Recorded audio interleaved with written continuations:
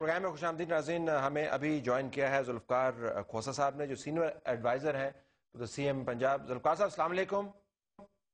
वालेकुम अस्सलाम। जी बहुत शुक्रिया। ज़रा ये बताइएगा कि अभी हम लश्करी रेसानी साहब से ही बात कर रहे थे और बैरिस्टर इरशाद अब्दुल्ला साहब से ही बात कर रहे थे और शला रज़ा सिंध से हमारे साथ लाइन पर हैं, उनसे ही बात करेंगे। Let me ask you this कि पाकिस्तान की तस्वीर बनती है वो उसमें से 62-60% जो हिस्सा है वो पंजाब का है।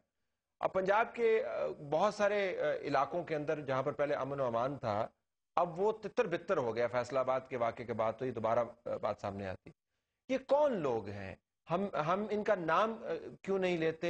हम इनको तालिबान कह के परे कर देते हैं, लेकिन कभी कोई बड़ा हमने बंदा पकड़ा नहीं है जिसके बारे में हम कह पाए कि ये जो बंदा था ये स्ट्रेटेजिक प्लानर था। कौन है ये लोग खोसा साहब?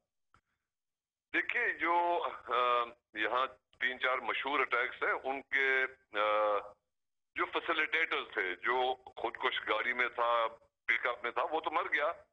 उसका तो कोई चीथड़े मिले होंगे तो मिले होंगे, वरना तो उसका कोई ट्रेस नहीं मिलता। लेकिन उनके फैसिलिटेटर्स यहाँ गिरफ्तार हुए हैं।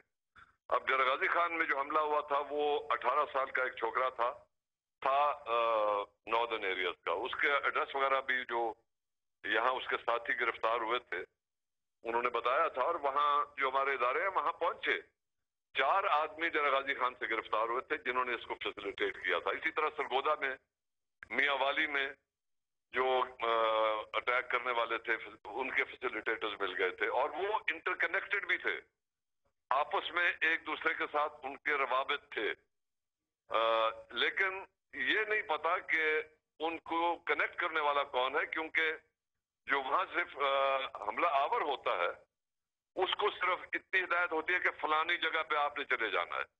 आगे फिर ये फैसिलिटेटर्स उसको रात ठहराएंगे या 2 रातें ठहराएंगे वगैरह वगैरह।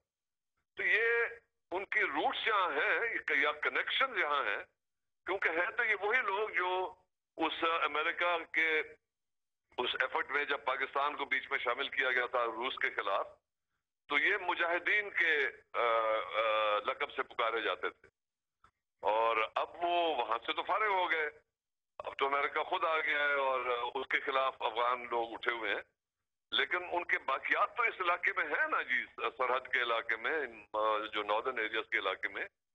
और ये जो उनके उस वक्त के मरासिम थे, गालिबन इन्होंने उनके टैब्स रखे हुए होंगे, उनके साथ रवाबित होंगे जो इनको यहाँ फैसिलिटेट करते हैं।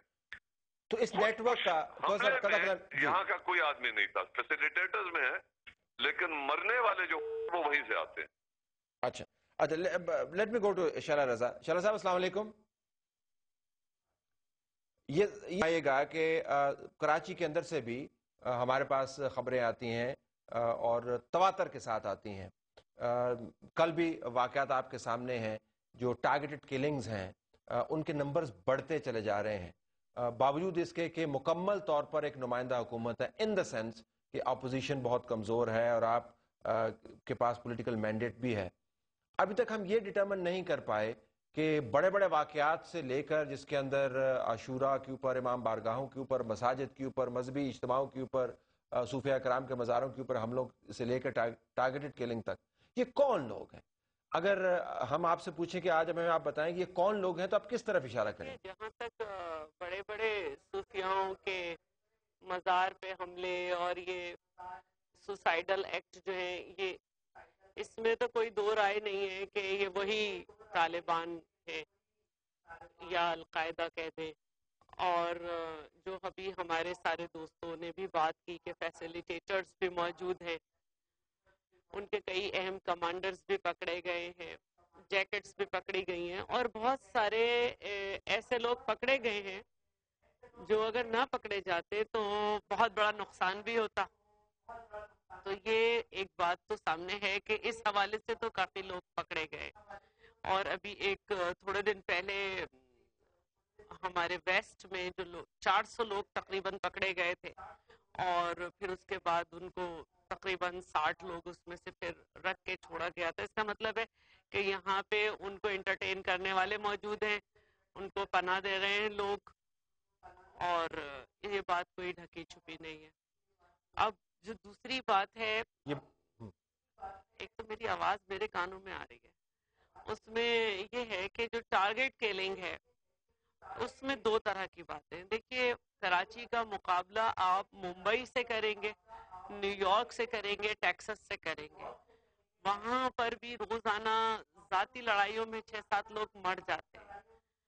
لیکن کچھ کیلنگز ایسی ہیں جیسے حال ہی میں ابھی مولانا مدنی صاحب اور ان کے بیٹے کی ہوئی, یا اس سے پہلے جو ہے کچھ اور شخصیات کی ہوئی, کہ وہ ہمیں پتہ چل جاتا ہے کہ بظاہر جب کراچی میں کوئی ایسے حالات نہیں ہیں کہ شیعہ یا سپاہی صحابہ ان میں کوئی اس ٹائپ کے مسائل ہوں, تو اس کا مطلب ہے کہ جب اس طرح کی شخصیات کو ٹارگٹ کیا جاتا ہے تو سمجھ آ رہا ہے کہ کوئی اور سی یقیناً یہاں بھی قوتیں موجود ہیں جو مختلف طریقے سے کراچی کو انریسٹ کرنے کی کوشش کر رہی ہیں. تو یہ بات تیسری قوت, تیسری سے اوکے تو آپ تیسری قوت, انکار نہیں کر سکتے. تیسری قوت سے انکار نہیں کرتے, ٹھیک ہے ہم نہیں انکار کرتے, اس پر زیادہ بحث بھی نہیں کرتے, لیکن اس کے بعد اس بڑا سوال جو ہے جو سارے پاکستان کی صورتحال جو بنتی ہے, میں نیوز بریک کے بعد جب واپس آؤں گا, کہ ہم سب کو پتا ہے تیسری قوت, بیرونی سازش, تانے بانے, نیٹ ورک, پکڑتے کیوں نہیں ہیں ان کو, کریک ڈاؤن کیوں نہیں کرتے ہیں, ریاست کی رٹ کدھر چلی گئی ہے, ڈائریکشن کیوں نہیں ہے. دس فنڈامنٹل کوسچن ناظرین آفٹر دس نیوز بریک.